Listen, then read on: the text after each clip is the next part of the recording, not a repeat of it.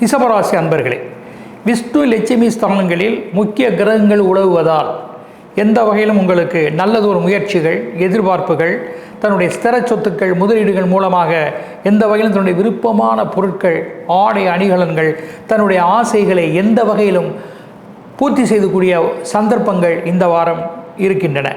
அது மட்டுமல்ல, தொழிலில் சில விரிவாக்கம், தொட்ட சில காரியங்கள் துவங்குவது, படிப்பு, பணம், உங்களுடைய முயற்சிகள், பங்குதாரர்கள், பவர், பணியாட்கள், இந்த வகையில் எல்லாம் நீங்கள் பயனுடையதாக அதை செய்துக்க முடியும்.